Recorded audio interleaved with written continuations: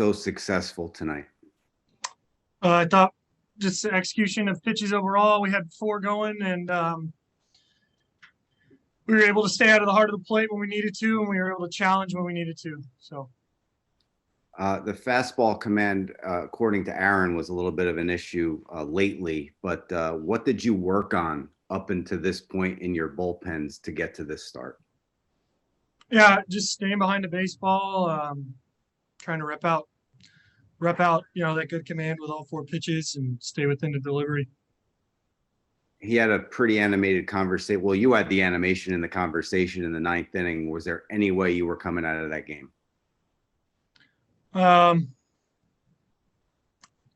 Well, I didn't want to. I mean, that's a question for Aaron. I mean, he didn't take me out, so no. You can take the next question from Eric Boone. Gerrit, when Aaron came out to talk to you, did you have to politic to stay in the game? Can you just kind of go through, I guess, some of the conversation with him? I'm imagining he asked you how you were feeling physically and, maybe said this is your last hitter, et cetera. I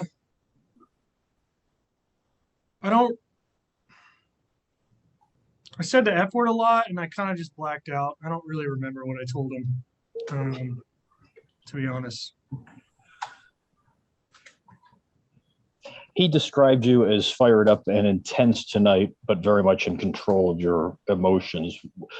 Why was this such an emotional night for you? I just think I found the edge pretty good, and I was able to stay on it. And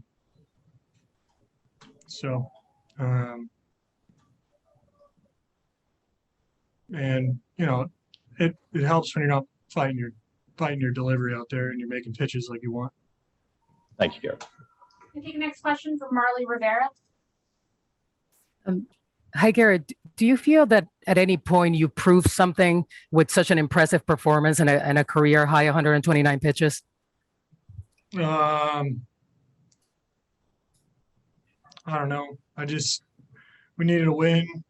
We were shorthanded today in the pen, and I had a good feel, and so just situation kind of lined up that, and I was good. So the situation lined up that I could go deep.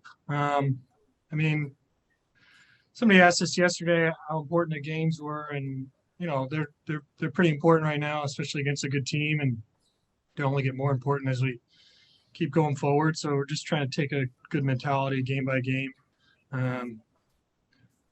So I wasn't out there to really prove anything, just do my job.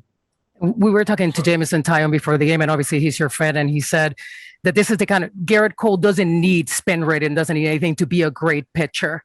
You and I have talked about that before too. You're like, there's no need for that. Is that what you did today? You proved that you're a great pitcher, whether the spin rate is up or down?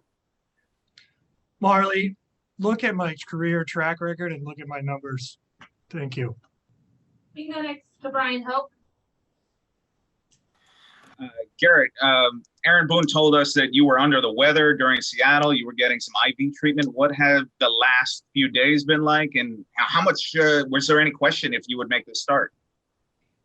They've been kind of miserable, and there was maybe a little bit of question 36 to 48 hours ago, but I was able to recover. So when you say miserable, like what were you going through in Brian, Seattle? you don't want to know what I was going through, dude. It was gross. Okay. Just leave Thank it at you. All right, fair enough. We can go next to Dan Martin. Gerrit, to throw 129 pitches, which is something you've never done before, what was different tonight about you being able to go so long and go so deep into the game? I think just the situation, right? The Chad's not available, Lowe's not available. Got a good feel for the guys, got deep enough to where it's kind of like, we already blew past the workload algorithm like in the 7th, so might as well just go with, what's working, I think, at that point. I think I've thrown in the 120s before. It's probably neither here nor there, plus or minus 7 or 8 pitches at that point. Aaron said that he thought it was going to be a short outing for you because of what you went through the last few days. Did you Did you think that might be the issue once you got out there, just in terms of stamina and what you had going tonight? Yeah, I thought that, well, I certainly didn't want to overpromise. And yeah, I've put about 4.5 or 5 liters down today already. So, you know, I was able to hold the energy and hold the, you know, hold the stamina well.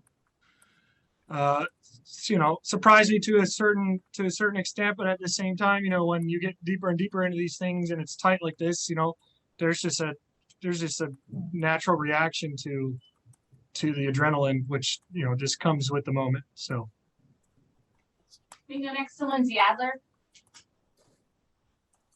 Gerrit, with your illness between starts, what were you able to do in terms of your routine? What did you have to change? to be honest, I got a bit fortunate. Well, I got a bit fortunate in that regard because I got my bullpen out of the way early. Quite an extensive one. Man, I got sick the next day. I missed my lift. I was able to do a little bit of walking and some light catch yesterday. So, you know, all in all, it wasn't completely disrupted, which I guess is pretty fortunate in that regard. We can go next to Chrissy Reichen from the Associated Press.